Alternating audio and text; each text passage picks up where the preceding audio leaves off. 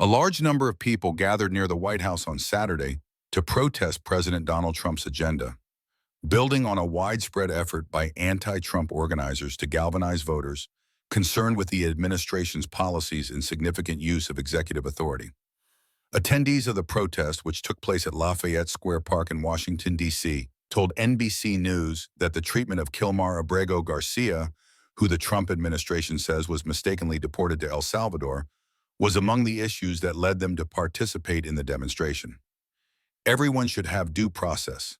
No one should be just taken away and locked up. I don't care if he is a murderer, he still should get due process, protester Susie Stern of Ohio said. That's what this country is based on: laws.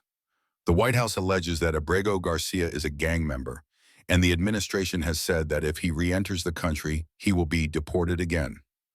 Court records indicate that Abrego Garcia has never been criminally charged in the U.S. or El Salvador, and his wife and lawyers deny he is a gang member.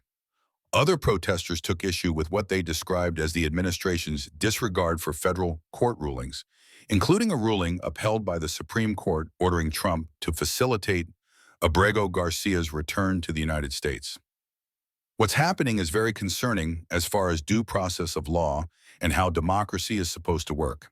First-time protester Samantha Eccles of Silver Spring, Maryland, told NBC News, "You shouldn't just be able to decide what the laws are, to disappear people, to punish people for disagreeing with you. That's things that dictators do, and I don't want to see our country to slide in that direction."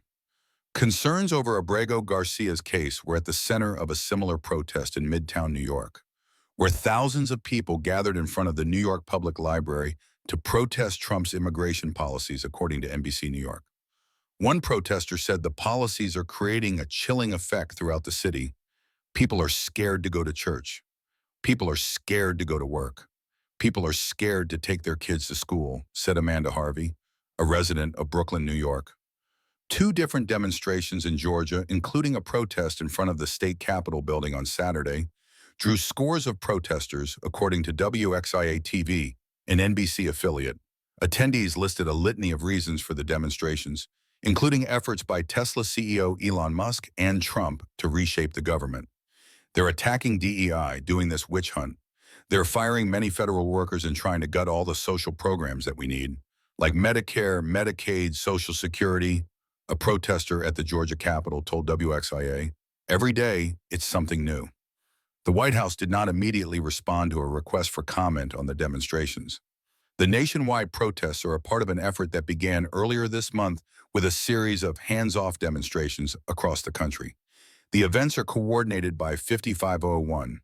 Organizers describe the movement as a diverse group of Americans who stand for democracy and who stand against the authoritarian actions of the Trump administration. The name 5501 refers to the group's goal of 50 states, 50 protests, one movement. According to a list published online by the group, Saturday's Day of Action saw nearly 700 events nationwide, from a potluck and protest event in Kanab, Utah, to a Tesla takedown protest in Woodstock, Virginia, to a Take America Back rally in Paw Paw, Michigan. The nationwide protests come as Democrats work to more aggressively counter Trump's agenda, a top demand for the party's voters, according to recent polling. An NBC News poll conducted in March found that nearly two-thirds of Democratic voters said they want congressional Democrats to stick to their positions even if it leads to gridlock, while one-third wanted their leaders to compromise with Trump. Senator Bernie Sanders, Ivan, and Representative Alexandria Ocasio-Cortez, DNY, have held a series of fighting oligarchy tour stops across the country, including an event last week in Los Angeles that drew more than 30,000 people, according to the senator's office.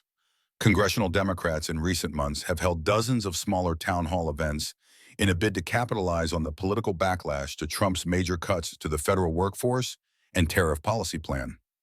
Regarding Saturday's protests, Senate Minority Leader Chuck Schumer, DNY, said, "I believe that public sentiment is everything, and public sentiment is growing against Donald Trump as more Americans face rising costs and less freedom under Donald Trump's chaotic, failed leadership."